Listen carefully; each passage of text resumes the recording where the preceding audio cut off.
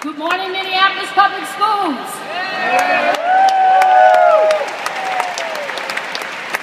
Welcome back. I'm more energized and excited and more motivated than ever about the school year. Our whole staff is here together today. In less than a week, we will be welcoming back 34,000 amazing young people in our classrooms.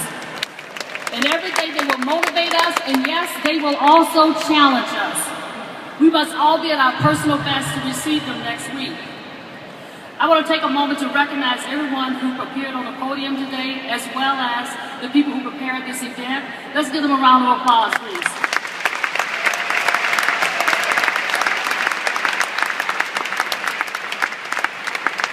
You know, often when we meet people for the first time, what you do is people ask instinctively, what do you do? And we say, I'm a teacher, I'm a counselor, I'm a school resource officer, a bus driver, or a comedian, or simply I work for the Minneapolis Public Schools. But what we really do, when you think about it as a whole, what we do is we serve children every single day.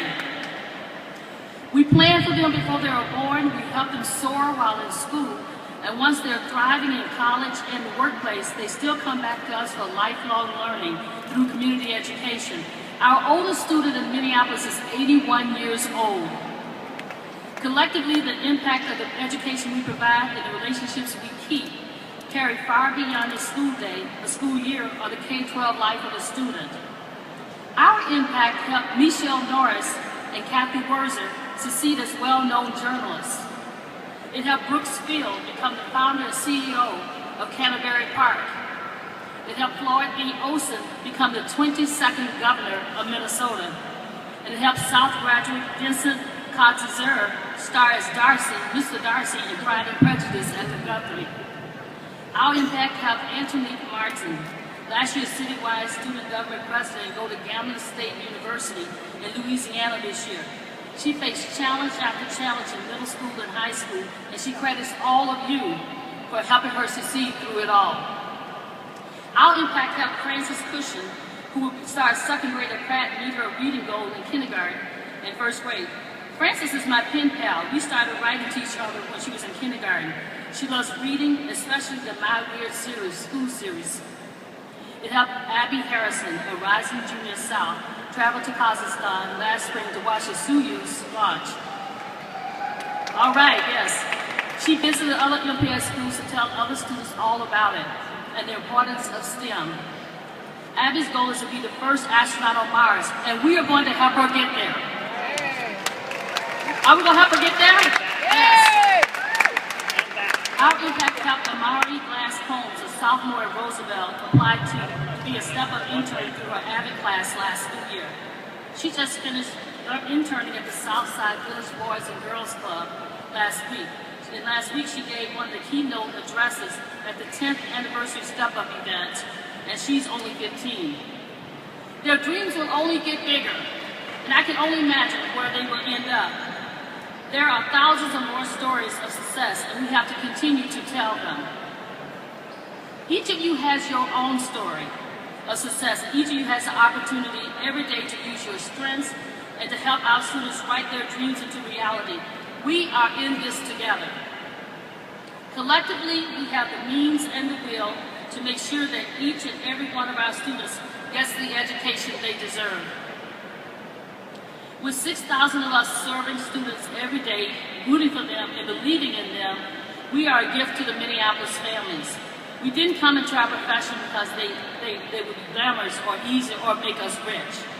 We came into our profession because our hearts were bigger than our heads, and we felt a drive and a responsibility to change people's lives for the better. I want to tell you a little story about my own life, and some of you probably heard this before. I was born in Selma, Alabama, 5 years after the Brown versus Board of Education decision that forbade segregation of children in public schools based on race. Racial segregation and intolerance in many forms were the norm during this time in Selma. Education, however, was the highest priority in my family as well as in my community. The community at that time did not understand the genuine understanding of integration as we understand it today. The The community had not yet imagined something that we now expect for our staff, teachers and principals: inclusion, cultural competence, and high expectations for all. Today, almost 5 decades after Brown versus Board of Education, the American dream continues to be a dream deferred for many of us and for many of our students. And that education continues to be the civil rights issue of our time. Education has been in my family and in my blood. My grandmother and my mother were teachers in Minneapolis. My grandmother was one of the first African-American principals in Minneapolis public schools. She worked at Willard, Elizabeth Hall, and at Loring. I might have been fighting my own destiny when I went into finance, working as an analyst for First Bank System. I became a teacher, then a principal, then an academic leader, and now a superintendent. Like many of you, the world of education drew me in, and I knew I wanted and needed to be part of something bigger than myself. I wanted to help lead our young people to better futures. It is an enormous opportunity, and it's a huge responsibility. And I cannot think of anything more worthy of our attention and our focus than our students. But we're facing a big problem that needs fixing. While half of our students graduate in 4 years, the other half don't. We have one of the biggest achievement gaps in the country. We are failing our students of color, and it's not okay. Well, guess what? We're going to fix it. We're going to be the people, the team, the school district who will close the gap. We have had pockets of success, and we've seen some of them here today. The achievements I've shared with you today about our past and present students are great, and we need many, many more. We need each and every person here today to acknowledge the problem and to see yourself as a part of the solution. We can fix it. We will fix it. Here's what I propose. I propose a shift, starting at the top and rippling through the schools, a shift in culture, behavior, attitude, and service, and especially at the central office. A shift in how we prioritize, how we support, and how we work. And Principal Kafeli, when you're up here talking today, I've often said to people that culture will eat strategy for lunch. You can have the best designed strategy, and if you don't have the right culture, then you're not going to be able to be successful. The district, now this is going to be a surprise to some of you, the district is not an evil entity bent on stomping out the life and innovation of schools.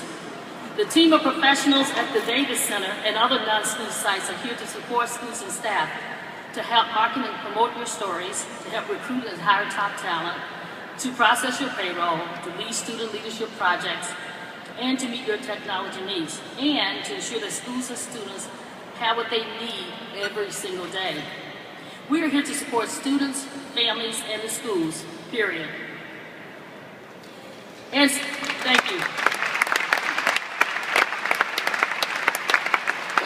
And this is no surprise either. And schools are where the real magic happens, where future leaders are inspired, future teachers, athletes, scientists, artists are created and challenged. It's the teachers who make this magic happen. And it's also the nutrition staff that smile as they come in for breakfast. And it is the engineers, and I know this all too familiarly, who searches through the trash bins for retainers. How many of you have done that? The bus driver will ask them about their day when they get on the bus. And it's all of us working together for a common purpose, a common mission, educating our children so they can realize their dreams and their potential. We all chose education. We chose the Minneapolis public schools. We have within us the power to make this the most exciting time in a child's life, to help them academically, emotionally, physically, all of us together. This spring, I started talking about a shift. You need to know more about this. In a nutshell, shift means accelerating strategies that work, throwing out ones that don't, and making adjustments where needed to make even greater impact. Shift isn't just about academics, it's about people, and it's about practices at all levels of the organization, from the boardroom to the classroom. Shift refers to making sure that each and every one of you understand the importance role you play in the mission.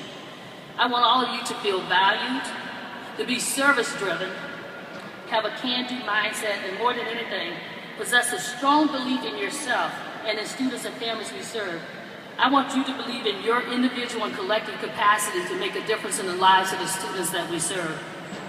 You will hear more about this as we move forward. But today in front of you, all of you, as we start a fresh year in Minneapolis, I want to make a promise to you, several actually, that I promise you that I will listen more. I will continue to be in schools weekly, online, and this Twitter thing, and anywhere you need me.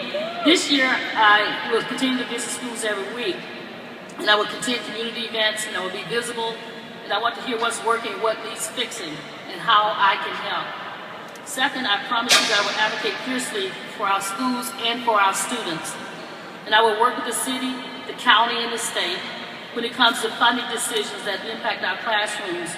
And I will talk with media to tell our story more and make sure the larger community understands what we're doing and rolling up our sleeves and doing whatever it takes to ensure our students graduate college and career ready.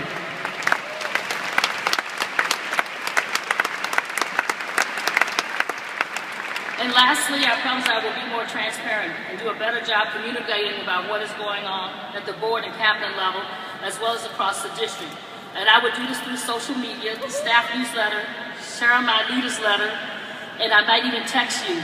And I know there's not one more way of communications. You can reach me too. As a matter of fact, a couple of weeks ago, a teacher from St. Paul Public Schools followed me on Twitter, and we connected, and she's here today. Is that you? Okay, hi.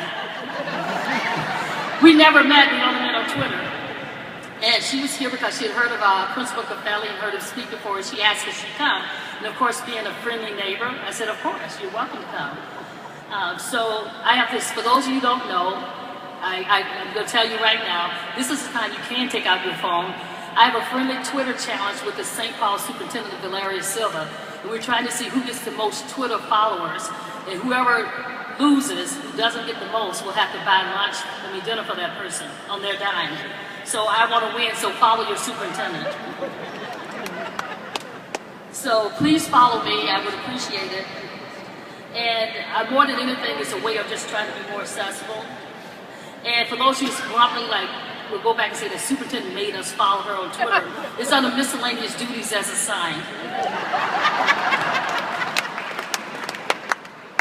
I ask that you make one promise when you leave here today, a promise to children. Promise you believe in each and every child's capacity. Promise that you believe in their ability to learn, their ability to overcome challenges and to achieve at high levels, and their ability to accomplish their life's dreams. Believe in our students the way that I believe in all of you. It was amazing to see all the talents and the gifts you bring to this district, and that's just a tip of the iceberg. It's just an amazing group of people gathered here today, and I'm just really proud to be here. Antonique, Abby, Francis, and Amari are succeeding because they are surrounded by people who believe in them. They are making it because of all of you.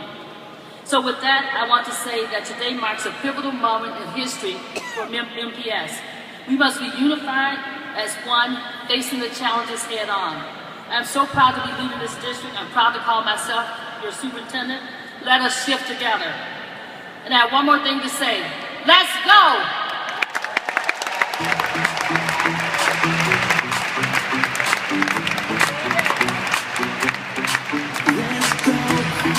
No excuses now, I'm talking